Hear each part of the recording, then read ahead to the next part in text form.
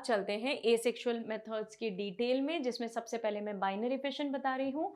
Fission का मतलब होता है स्प्लिट होना, है ना। Fission, this term refers to splitting, टूटना। Binary refers to two. तो अगर मेरा ये एक बैक्टीरिया है बेटा, ये एक ऑर्गेनिज्म अगर दो डॉटर सेल्स में टूटता है, स्प्लिट होता है, तो उसे मैं बोलती हूँ बाइनरी फिशन। पर मुझे ज़रा याद करके बताइए, थोड़ा सा लॉजिक भी लगा के बता सकते हैं आप, क्या बिना डीएनए के कोई भी सेल, नया बना हुआ सेल सर्वाइव कर पाएगा? नहीं ना। अगर किसी भी एक बैक्टीरिया में, तुमने तो बस बड़ी आसानी से कह दिया कि ये जो बैक्टीरिया है इसका जो न्यूक्लियस है, अमीबा है ना, ये दिस इज अमीबा। बैक्टीरिया में भी सेम प्रोसेस होती है, फिलहाल अमीबा की एग्जांपल से समझते हैं। ये मेरा अमीबा है, इस अमीबा का जो न्यूक्लियस है वो धीरे धीरे इलोंगेट हो गया, है ना। इलोंगेट होने के बाद उसमें इस जगह से कॉन्स्ट्रिक्शंस डेवलप होना शुरू हुए। आप देख सकते हैं यहाँ पे एक डिप्रेशन डेवलप हो रहा है, ये कॉन्स्ट्रिक्शन और डीप होते गए एंड फाइनली यहाँ से एक न्यूक्लियस जो है वो ऊपर चला गया, दूसरा न्यूक्लियस जो है वो नीचे चला गया, है ना। उसके बाद क्या हुआ बेटा, ये यहाँ पे साइटोप्लाज्म में कॉन्स्ट्रिक्शन डेवलप हुआ। देखिए ज़रा, साइटोप्लाज्म अंदर से डिप्रेस हो रहा है और फिर क्या होगा, मेरे दोनों सेल्स स्प्लिट होकर अलग अलग चले जाएंगे, है ना। ये बाइनरी फिशन हो गया। सीधे सीधे मामलों में समझूं तो this is what is binary fission, मतलब एक सेल स्प्लिट होकर दो सेल्स में ब्रेक हो गया, टूट गया।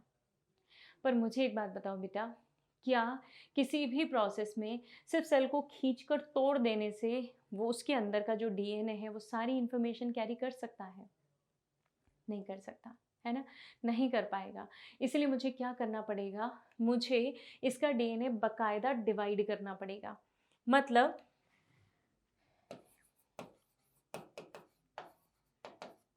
यहाँ पे एक स्पेशल डिवीजन चलता है which is called as a mitotic division.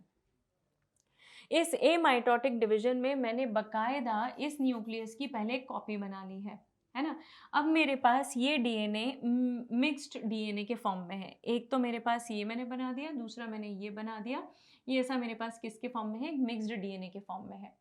अब ये डबल कॉपी हो गई है बेटा, है ना। अभी पूरा एक साथ है, क्योंकि मीजोजोम की मदद से बैक्टीरियाज का डीएनए डिवाइड करता है। अमीबा का तो वैसे नहीं करता, लेकिन बैक्टीरिया के अंदर का जो डीएनए है वो मीजोजोम की मदद से डुप्लीकेट करता है।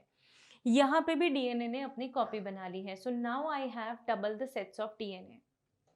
ओके, अब ये जो सब दोनों एक साथ हैं, इनको मुझे दूर करना है, तो इनमें खिंचाव डेवलप होता है और इस खींचने के दौरान दोनों के बीच में एक डिप्रेशन क्रिएट होता है। ये जो डिप्रेशन क्रिएट होगा, इस डिप्रेशन के कारण आधा हिस्सा ऊपर जाएगा और आधा हिस्सा नीचे की तरफ आएगा। मतलब मेरा जो पर्पस था ना, वो पर्पस सॉल्व हो गया। क्या था मेरा उद्देश्य, मुझे जेनेटिक मटेरियल डिस्ट्रीब्यूट करना था। कारण ये है कि मैंने एक चीज़ बहुत अच्छे से जान ली है, that no new cell can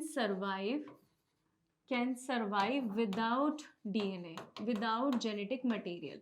और ये तो ऑब्वियस भी है ना बेटा, without GM, GM stands for genetic material, short में लिखा है मैंने। तो अगर कोई भी नया सेल बनता है तो उसके अंदर नया जेनेटिक मटेरियल नहीं होगा, तो वो सर्वाइव नहीं करेगा। मतलब जब भी आपका ये सेल डेवलप हुआ है, इस सेल के अंदर जेनेटिक मटेरियल हो, इस सेल के अंदर जेनेटिक मटेरियल हो, दोनों के अंदर का जेनेटिक मटेरियल प्रेजेंट होगा, तभी हमारा जो अमीबा है वो सेपरेट होगा या सेपरेट होकर सर्वाइव करेगा। जब तक ये सर्वाइव करना चाहता है, तब तक इसका न्यूक्लियस क्या रहेगा, एक्टिवेटेड। न्यूक्लियस तो इन एनी केस एक्टिवेटेड रहता है, बस इसकी एक्टिविटीज़ या तो कम हो जाती हैं या बढ़ जाती हैं। जब हमारी अडल्ट स्टेज है, या चलिए यंग स्टेज से शुरू करते हैं। यंग स्टेज होगा बेटा, तो ऑब्वियसली डीएनए की जो एक्टिविटीज़ होंगी दैट वुड बी हाईएस्ट, सबसे ज़्यादा होंगी। रीज़न, मेटाबॉलिज्म डिफरेंस है। किसी छोटे बच्चे का मेटाबॉलिज्म किसी अडल्ट के मेटाबॉलिज्म से ऑब्वियसली वैरी करता है। किसी अडल्ट का मेटाबॉलिज्म किसी ओल्ड एज व्यक्ति के मेटाबॉलिज्म से भी डिफर करेगा। तो अडल्ट से मैं यंग को कंपेयर करूं तो इट वुड बी लेस, है ना। लीस्ट किस में होगा, ओल्ड में। So it would be least in old. इसी तरह ये जो अमीबा बन गया है, ये अमीबा अगर मान लीजिए इसका जेनेटिक मटेरियल धीरे धीरे धीरे धीरे श्रिंक हो जाए, और श्रिंक होने के बाद इसको जो भी बनाकर देना है, क्या क्या बना के देगा? प्रोटीन्स देगा, हॉर्मोन्स देगा। अब ये तो क्योंकि लोअर ऑर्गेनिज्म है तो इसे तो हार्मोन की ज़रूरत नहीं है। आइडियली एक सेल के बारे में ज़रा सोच के देखिए, किसी एक सेल का जो डीएनए है, वो डीएनए उसे क्या क्या बना के देता है? प्रोटीन्स, हॉर्मोन्स, आगे चल के एंजाइम्स, मतलब एवरी रॉ मटेरियल, जो हर रॉ मटेरियल किसी भी प्रोसेस के लिए ज़रूरी है, वो कौन बना के देगा? यही न्यूक्लियस।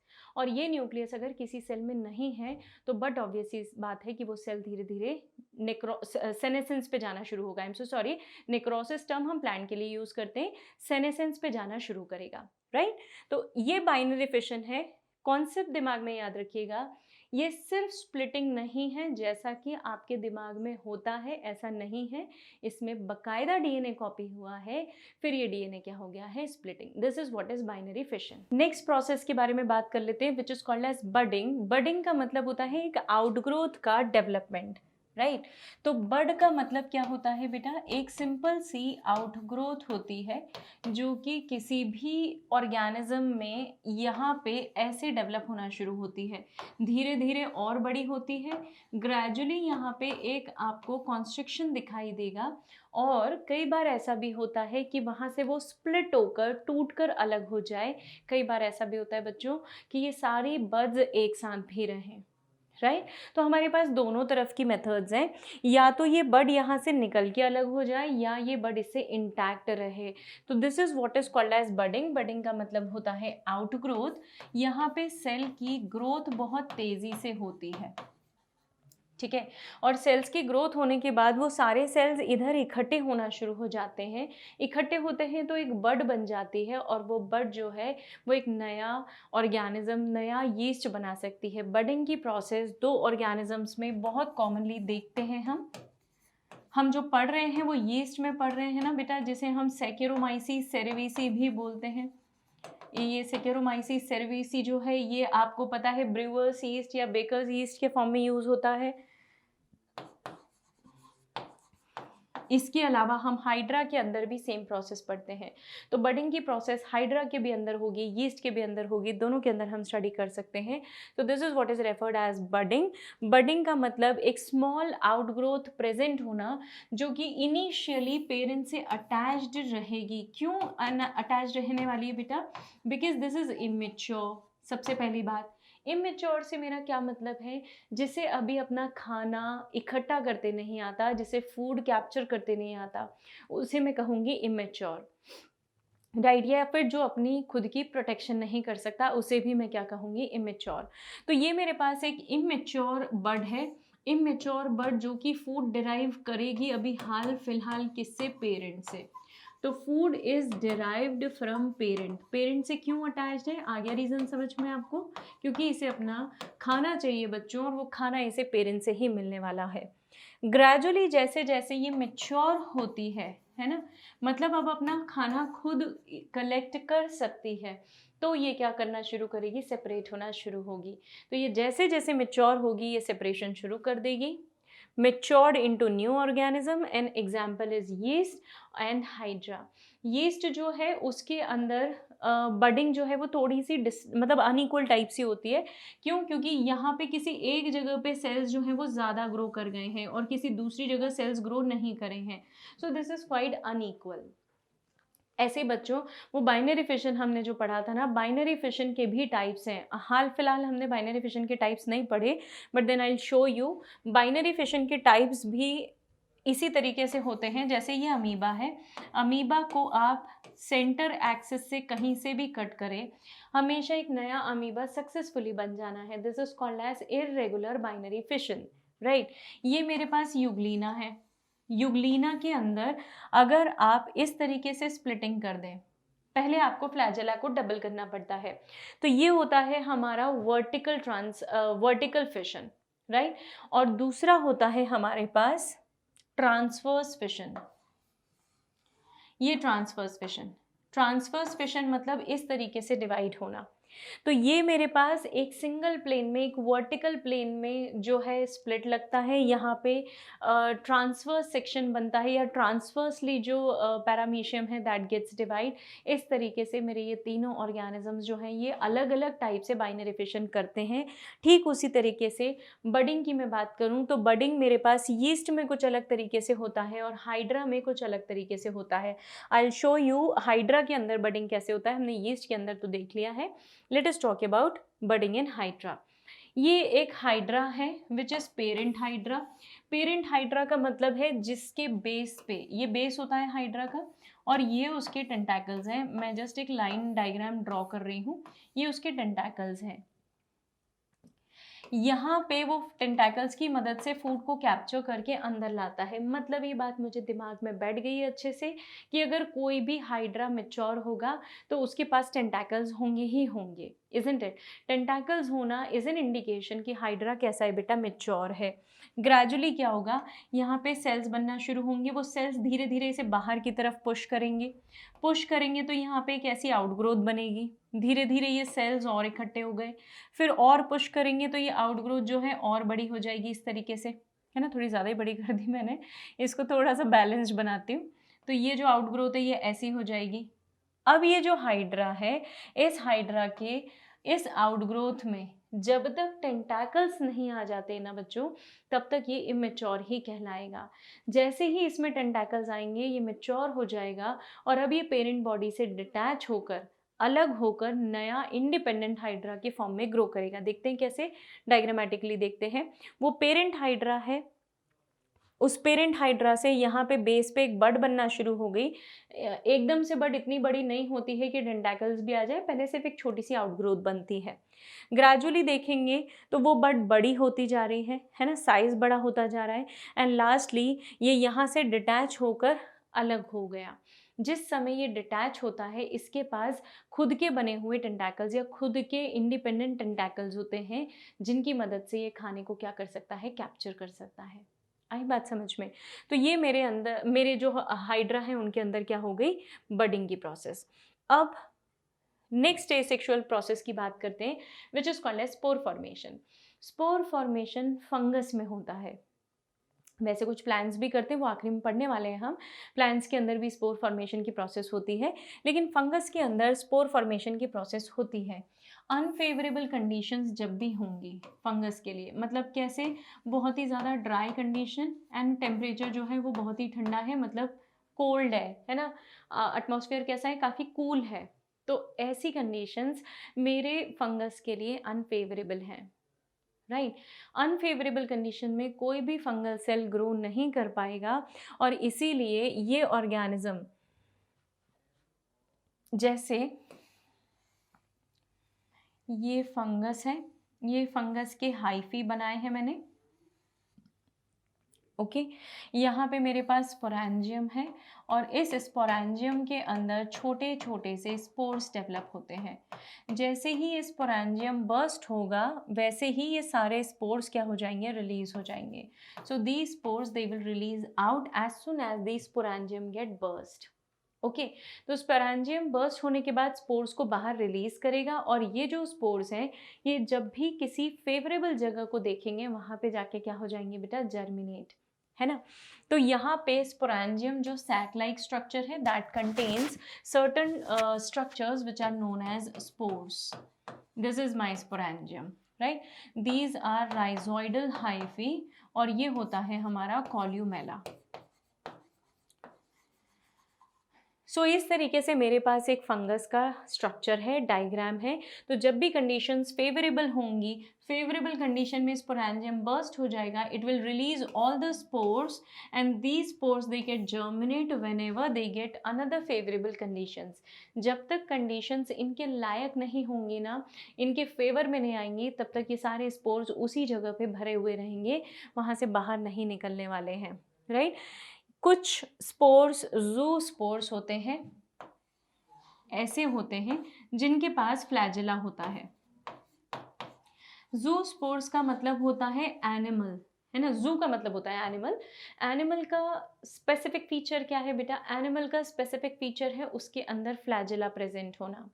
तो जू स्पोर्स क्या है बेटा, कुछ ऐसे स्पोर्स हैं जिनके अंदर क्या प्रेजेंट है, फ्लैजेला प्रेजेंट है, और इसके कारण ये क्या कर सकते हैं, लोकोमोशन या movement, locomotion is the right term. So इस फ्लैजेला के कारण ये क्या करेंगे, लोकोमोशन करेंगे। मतलब क्या बात हो गई बेटा, यहाँ जो स्पोर्स बने वो स्पोर्स कैसे बन गए, ऐसे स्पोर्स बन गए कि जिनके पास फ्लैजेला प्रेजेंट है, ये मूव कर सकते हैं और मूव करके किसके पास पहुंच सकते हैं, किसी भी फीमेल गैमीट के पास, राइट।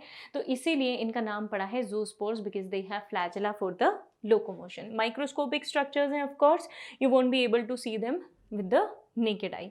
तो स्पोर फॉर्मेशन किन किन कंडीशंस में, किन किन ऑर्गेनिजम्स में होता है, तो it takes place in fungi, जहाँ पे पेनिसिलियम नोटेटम में ऐसे स्ट्रक्चर्स बनते हैं।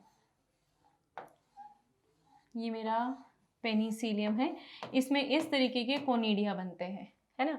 तो पेनिसिलियम में म्यूकर, राइजोपस, एस्परजिलस, इन सब में कोनिडिया बनते हैं। और इवन कुछ सिंपल प्लांट्स, कुछ लोअर प्लांट्स बेटा जो जिम्नोस्पर्म्स हैं, उनके अंदर भी स्पोर फॉर्मेशन होता है। वो स्पोर्स अलग टाइप के होते हैं। स्पोर्स की भी कई सारी कैटेगरीज हैं, वो हम सेक्सुअल रिप्रोडक्शन में पढ़ने वाले हैं। तो अभी हाल फिलहाल स्पोर्स का जो डिटेल डिस्क्रिप्शन है that we are not going to see. Zoospores इस तरीके के होते हैं, ये एनसीईआरटी में डायग्राम गिवन है ना। ये इनका फ्लैजेला है बेटा, जिसके कारण ये क्या कर सकते हैं, मूव कर सकते हैं। तो जू स्पोर्स क्लेमाइडोमोनास के अंदर प्रेजेंट होते हैं। This is what is the conidia of Penicillium, है ना। पेनिसिलिन जैसे हम बोलते हैं, ये कोनिडिया है पेनिसिलिन का। उसके बाद हमारी नेक्स्ट स्टेप होती है जेम्युलेशन।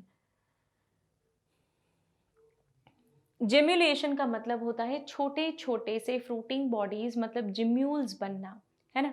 ये जिम्यूल्स जो है, स्मॉल बड लाइक सेल्स जिन्हें हम जिम्यूल्स बोलते हैं, ये कब बनते हैं किसी भी ऑर्गेनिज्म में, जब वो कोई अनफेवरेबल कंडीशन को फेस कर रहा हो। क्या हो सकती है बेटा अनफेवरेबल कंडीशन, जैसे बाहर बहुत सूखा है, डिहाइड्रेशन का केस है ना, बहुत ज़्यादा कम टेम्परेचर है, टेम्परेचर काफ़ी लोअर डाउन हो चुका है, और इन टेम्परेचर में इस एनवायरनमेंट में और एक चीज़ भी इंक्लूड हो सकती है, that is lack of oxygen which is very much needed for any living organism. तो क्या अनफेवरेबल कंडीशन हो सकती है, one could be dehydration, very low temperature and anaerobic conditions. ऐसी सिचुएशन में कुछ ऑर्गेनिजम्स जिम्यूल्स बना लेते हैं, और ये जिम्यूल्स बड हैं, basically these are small outgrowths, small bud like structures.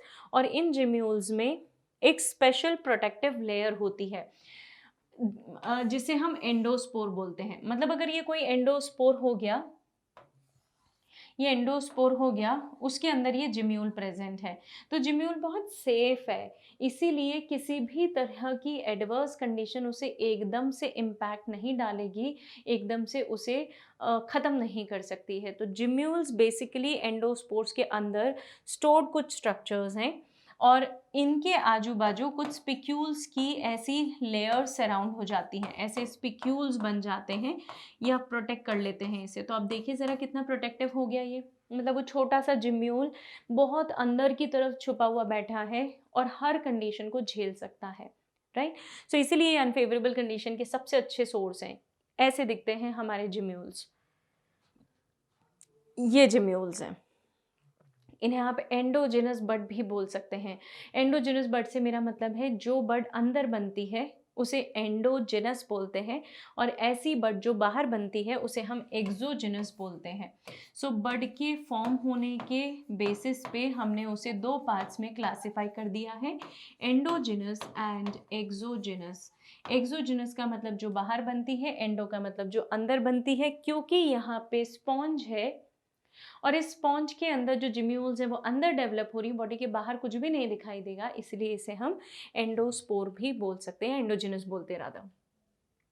चलिए अब प्लांट्स के अंदर एसेक्सुअल रिप्रोडक्शन की बात करेंगे, क्योंकि हमारे प्लांट्स भी तो कुछ ऐसी स्पेशल प्रोसेसेस शो करते हैं कि जिसमें उनके वेजिटेटिव पार्ट्स को यूज़ करके एक एंटायर नया प्लांट बनाया जा सकता है। तो उसे हम बोलते हैं वेजिटेटिव प्रोपगेशन। वेजिटेटिव प्रोपगेशन एक एसेक्सुअल रिप्रोडक्शन है ना, जहाँ पे कोई भी सॉरी कोई भी वेजिटेटिव पार्ट बेटा, वेजिटेटिव पार्ट मतलब जैसे लीव्स हो गई, रूट्स हो गई, स्टेम हो गई, लीव्स, रूट्स एंड स्टेम्स। ऐसे कुछ भी पार्ट से अगर आप एक नया प्लांट ऑब्टेन कर लेते हैं तो उसे हम बोलते हैं vegetative propagation. Vegetative parts normally they are for the growth of the plant and for all other activities, especially they are not at all meant for reproduction.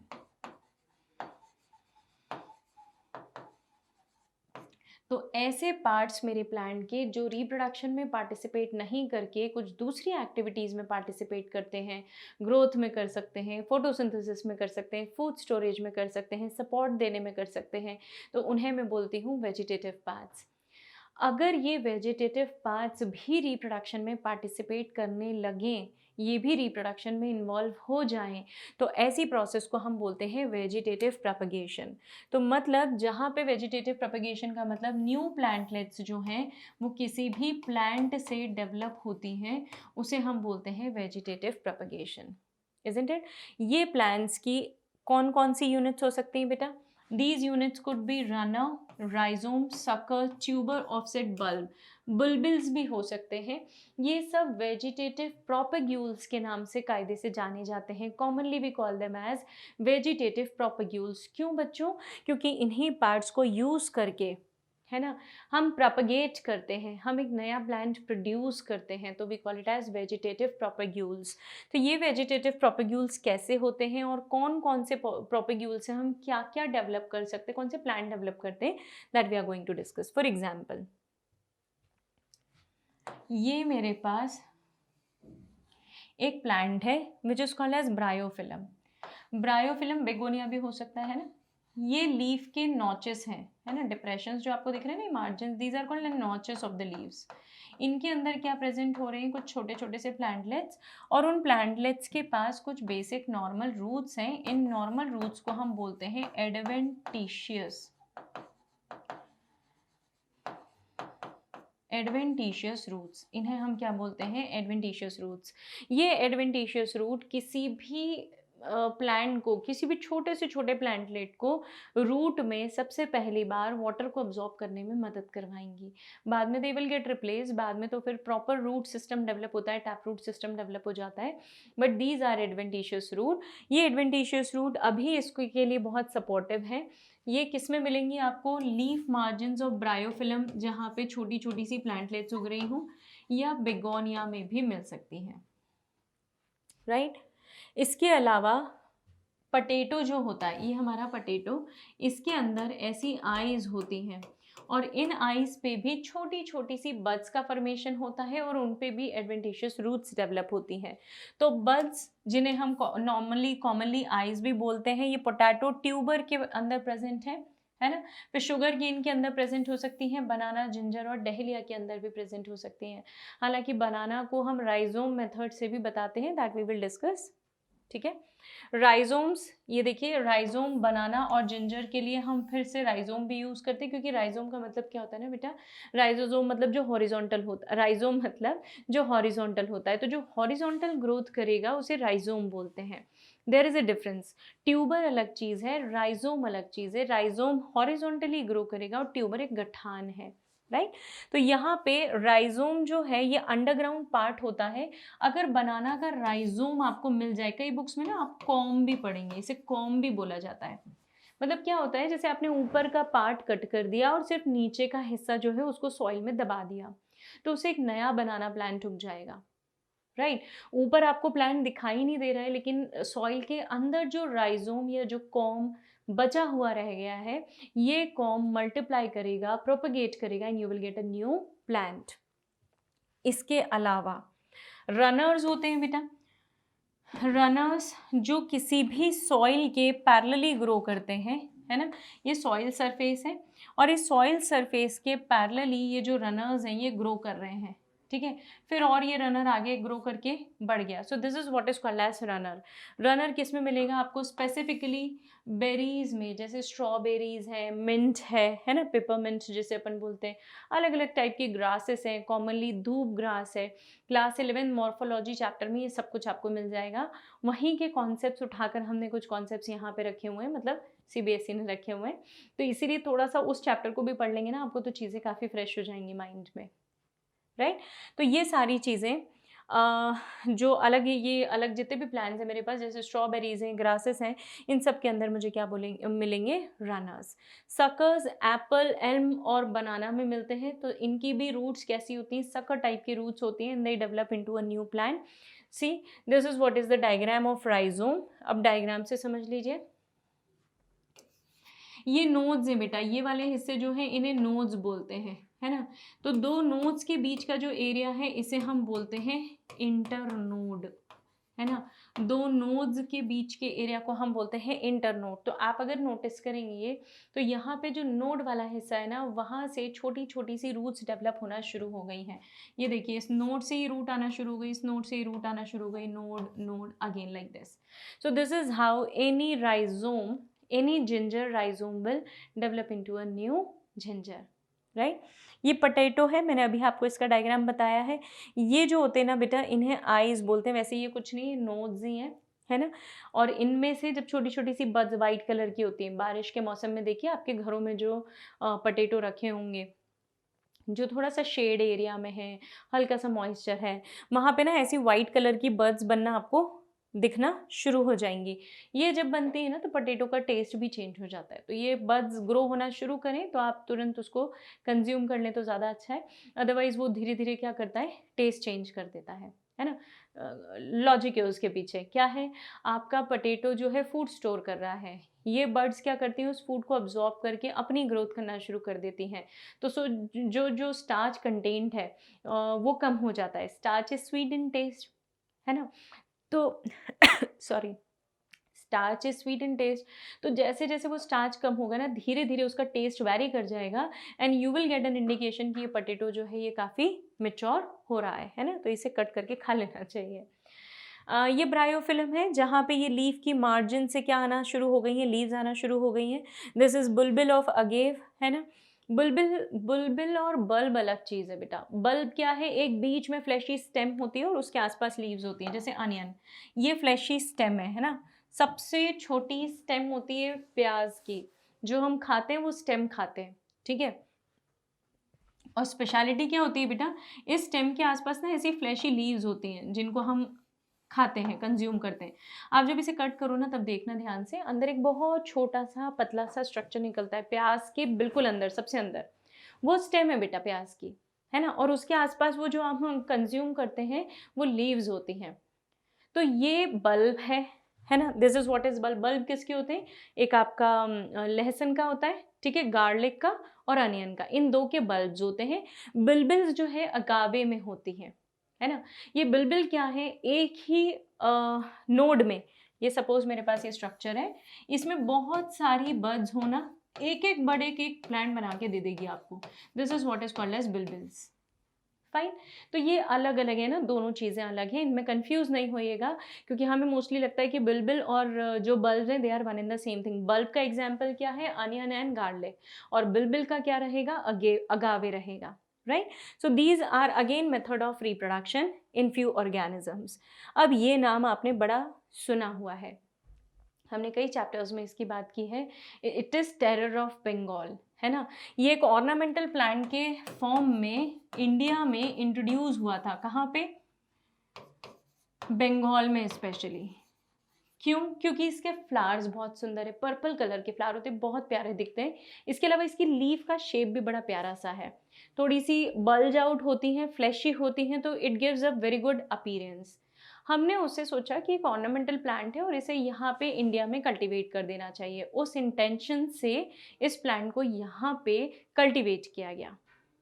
हमने ग्रेजुअली क्या देखा बेटा, जो स्टैग्नेंट वाटर है, कहाँ होता है आपके पास स्टैग्नेंट वाटर, पॉन्ड्स में होता है ना, फ्रेश वाटर पॉन्ड्स में, जहाँ पे मीठा पानी है। फ्रेश वाटर पॉन्ड्स में जहाँ पे पानी स्टैग्नेंट है, वहाँ पे वाटर हायसिंथ आपको फ्लोट करता हुआ दिख जाएगा, और ये इतना रैपिड फ्लोट करता है कि पूरे पॉन्ड का जो सरफेस है, पूरे पॉन्ड का जो सरफेस है, that gets covered up by this particular plant, ठीक है। ये ऐसे प्लांट पूरा फैल गया, और इस प्लांट ने सभी जगह फैल कर स्प्रेड करके वाटर का जो टॉप लेयर है उसे ब्लॉक कर दिया, उस टॉप लेयर को ब्लॉक करने से जो सनलाइट नीचे के प्लांट्स को मिलनी थी, जो सबमर्ज प्लांट्स थे मेरे, उन प्लांट्स को नहीं मिल पाएगी। और बट ऑब्वियस सी बात है कि अगर पॉन्ड में, देखो समुद्र में भी सनलाइट बॉटम तक नहीं पहुंचती, पर प्लांट फोटोसिंथेसिस करते हैं। क्यों करते हैं? वहाँ एक अलग रीज़न है। वहाँ रीज़न हाइड्रोथर्मल वेंट्स हैं, मतलब जो लहरों से जनरेटेड हीट है, उस हीट को प्लांट्स फिक्स करते हैं और उससे फोटोसिंथेसिस करते हैं। तो बात ही अलग कर दीजिए आप। यहाँ तो सरफेस बहुत कम है ना, शैलो है, ponds are very shallow, not very deep. तो नीचे बॉटम में हीट होगी, ये तो हो ही नहीं सकता। उल्टा पॉन्ड में नीचे का सरफेस ठंडा होता है। तो इसका मतलब मुझे 200% किस पे डिपेंडेंट रहना है? सन के ऊपर रहना है। तो सनलाइट तुमने यहाँ ब्लॉक कर दी, तो जितने भी सबमर्ज प्लांट हैं इनको रिसीव होना बंद हो जाएगी। दे विल स्टॉप फोटोसिंथेसाइजिंग, है ना। यहाँ पे फोटोसिंथेसिस की प्रोसेस स्टॉप हो गई, और स्टॉप हो गई तो ये डीके होंगे, मरेंगे, मतलब डेब्रीज बनेंगी। डेब्रीज बनेंगी, ऑर्गेनिक मैटर बढ़ेगा, तो बीओडी बढ़ेगा। बीओडी बढ़ेगा मतलब क्लियर इंडिकेशन कि वाटर क्या हो चुका है? Pollute, right. वाटर क्या हो चुका है? पूरी तरीके से खराब हो चुका है। वाटर हायासिंथ ने यही किया, है ना। ये टेरर ऑफ बंगाल के नाम से इसीलिए जाना गया क्योंकि एक वीड है। जिस पॉन्ड में ये ग्रो कर रहा है, ना तो सबमर्ज्ड प्लांट ग्रो कर सकते हैं, ना सीजेस पे प्लांट ग्रो कर सकते हैं। सरफेस पे तो ऑब्वियसली नहीं ग्रो कर सकते क्योंकि खुद ही ग्रो कर रहा है। तो ये पूरे पॉन्ड की वाटर क्वालिटी को ख़राब कर देने वाला है, इसीलिए इसे हमने टेरर बोला। इसे एलिमिनेट करना was a biggest problem for us. इसे आज हम एलिमिनेट कर पाए हैं, and that too with the help of some biological agents. Chemicals की मदद से नहीं, इसे हमने बायोलॉजिकल एजेंट्स की मदद से रिमूव किया है। So therefore we call it as terror of Bengal. इसके बारे में देख लेते हैं हम। ये ऑफसेट्स की मदद से रिप्रोड्यूस करता है। ऑफसेट का डायग्राम मैंने आपको अभी बना के बताया था। ये जो स्ट्रक्चर्स हैं, ये स्ट्रक्चर्स नीचे वाटर में अपनी रूट स्प्रेड करते हैं, एक हॉरिजॉन्टल स्टेम प्रोड्यूस करते हैं, और फिर यहाँ से अपने आप को स्प्रेड कर लेते हैं। तो ये फ्लोटिंग प्लांट्स हैं एक तरीके से, और यूँ कह लीजिए चेन के फॉर्म में ग्रो कर रहे हैं, मतलब एक प्लांट से लगे लगे बहुत सारे प्लांट्स होंगे। इसे हम कहते हैं offset, right. So this is what is called as terror of Bengal. एक इन्वेजिव वीड के फॉर्म में है, स्टैग्नेंट वाटर में है। इसे रिमूव करने के लिए हमने कुछ फिशेस को यूज़ किया, राइट। मैंने बताया ना आपको, हमने कुछ बायोलॉजिकल एजेंट्स यूज़ किए। वो बायोलॉजिकल एजेंट्स हमारे पास गेम्बूजिया फिश है, right. It is called as Gambusia fish. ये फिश क्या करती हैं? धीरे धीरे इसकी लीफ को जो है वो कंज्यूम करके इसे पूरी तरीके से किल करना शुरू कर देती हैं। So this is how we controlled it biologically, है ना। ये इंडिया का नेटिव प्लांट नहीं है, पहले हमारे यहाँ था ही नहीं, लेकिन हमने इंट्रोड्यूस किया, and this was the reason which we already discussed, right. See this is one of the offset of eichhornia. ये ऑफसेट है ना। ये आपका एक प्लांट हो गया, ये दूसरा प्लांट हो गया, और दोनों के बीच का कनेक्शन ये है। इसी से तीसरा प्लांट होगा, उससे ही चौथा प्लांट होगा। पहले तो ये सीरीज में चलता है, and gradually it occupies the entire surface of pond water, and this is how it spreads. इसे हम बोलते हैं offset, and the best example which you need to remember is water hyacinth. Terror of Bengal NCERT में यही example given है, NEET में पूछा भी गया है, right?